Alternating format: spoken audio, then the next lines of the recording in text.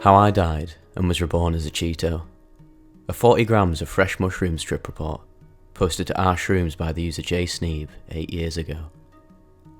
So I had probably my most out-of-body trip this past weekend. This was on Saturday, and I wanted to write about it right away, but I needed some time to reflect due to what actually happened. Dose: 39.8 grams of fresh cubensis mushrooms. I grow my own and have been isolating strains for a few months now. Current strain is definitely stronger than any I've eaten before. 1.5 dry equivalent, gives decent visuals and will make you forget what is happening for 4 to 5 hours easily. My usual dose is 25 to 30 grams. I haven't tried to dry mushrooms yet, since I always have a fresh supply on hand and it's much better. I have a ton of dry stuff, but I haven't tried any yet. I just gave away about 50 grams dry to my friends and neighbours this week, since I've been sitting on a full quart Ziploc bag for about a month, and I used another 30 grams dry to make chocolates, which I'll save for later. Monotub grows for the win. Trip report. So I had planned to trip on Saturday. Nothing special, no friends or anyone tripping with me.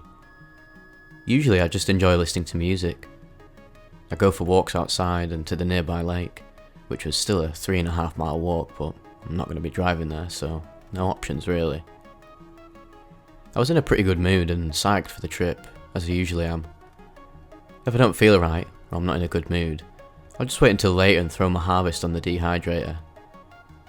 I picked what I'd grown that past week, my usual 30 grams, but that just left one big mushroom on the surface, so I figure I can't leave this guy here on his own. So I picked him and a few aborted baby shrooms also. By the time the substrate was barren, my scales tipped to 39 grams. Whatever, I thought, I'm down for this. So I ate the first half straight up, and quickly assembled the rest into a peanut butter and jelly sandwich, which I also ate. I laid down and put on some tunes. Tame Impala filled my room and my mind as I was absorbed into the comfort of my bed. It was a warm morning, so my window fan was blowing a cool stream of air over me. After about 25 minutes, the sensation of the air started to change and become more like being absorbed in a wave. There were pulses of warmth and of cool, which felt like they lifted and lowered my body. I was still very much consciously present, and I was enjoying this feeling with a huge grin on my face, occasionally laughing when the air came in really fast. At this point, I realised I was soon to be tripping hard, and I should grab a quick snack so my empty stomach doesn't feel all weird and nauseated during the trip. I grabbed a bag of Cheetos from my snack cupboard, and knew I was already tripping hard, because the Cheetos bag and all the other snacks, they looked like they were laughing with me when I opened the cupboard. I actually got quite frightened and closed it, but when I opened it again, the laughing Oreos and giggling Snickers bars were thankfully inanimate. I sat down and opened the Cheetos bag. The crunching sound of the bag was very loud and displeasing, almost aggressive. So I set the bag down and tried to remove the Cheetos without disrupting the bag. I plucked out one and placed it in my mouth. Well, here's where shit got real. I bit down on the Cheeto and was flooded with the cheesy flavour. It was the best Cheeto I've ever tasted. It was the best thing I've ever tasted, hands down. I could feel my heart racing and my breathing becoming very erratic. It was like after climbing 4+ flights of stairs, but not like after a hard run. Next, I could feel a powerful euphoria all over my body. I lay down immediately, as my field of vision narrowed, and I closed my eyes, and was no more. I'd not felt like I'd died, but my body was no longer part of what I would describe as me. I'd become just a construct of cheesy taste, and had no beginning or end, nor did my cheesiness occupy any space in particular. Suddenly, I was reborn as a Cheeto. I was fully reincarnated as a Cheeto, with only the purpose of becoming and maturing into the best, cheesiest, awesome Cheeto ever to be consumed. I'd lived the life of a child Cheeto, with Cheeto parents who instilled great values of honour and pride into me. I dedicated myself to physical fitness and learning, schooling, as well as competing against other Cheetos to prove my prestige as the best Cheeto to ever exist. Now that I reflect on this whole part of the trip, It is most definitely a direct parody of my life. I was raised to always strive to improve and be the best I could be. I am currently in college for engineering, and I'm doing well in the top 10% of my class. I have an excellent job for the summer, and recently got into being a bit of a health nut, and have improved my diet and been hitting the gym. Anyway, I, still the Cheeto form, continued in my life of success. I had moments of failure, such as trying to find a female Cheeto to love and being rejected, also a parallel with my life. But I turned this into my strength, as I built a stronger network of like-minded, also single, Cheetos who would become my best friends and partners, in our quest to be the cheesiest Cheetos of them all.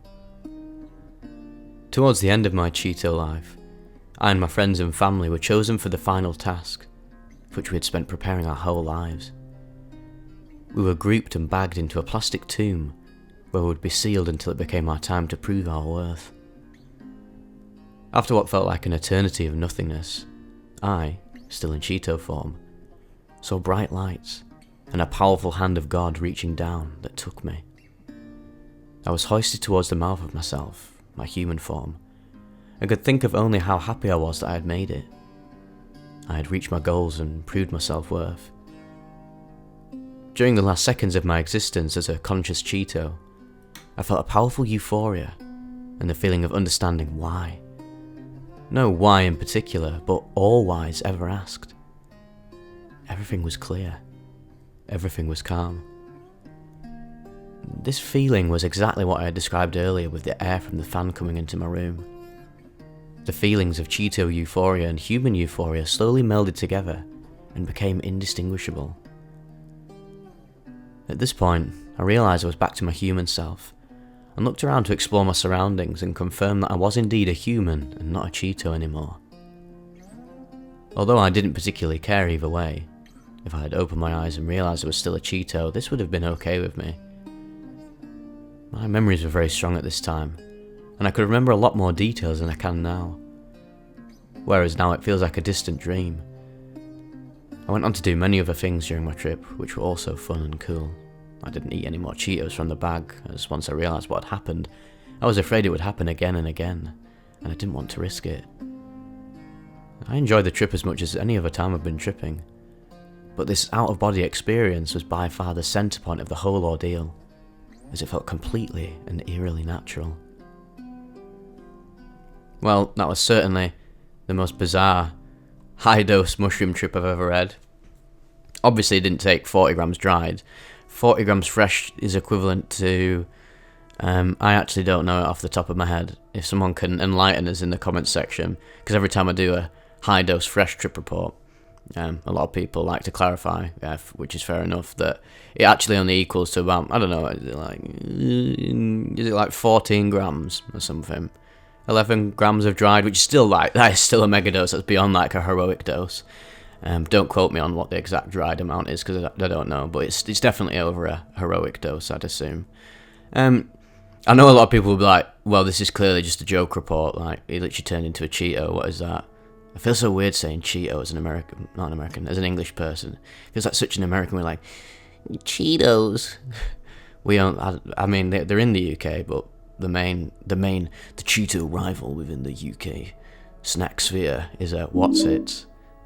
They're definitely better as well, I reckon, to be fair me, but that's a fight we can have another day. But yeah, obviously I can see why people are like, yeah, this guy's clearly taking the piss with this report. It's just completely ridiculous, even the way he just like writes like, I want it to be the cheesiest Cheeto of all time.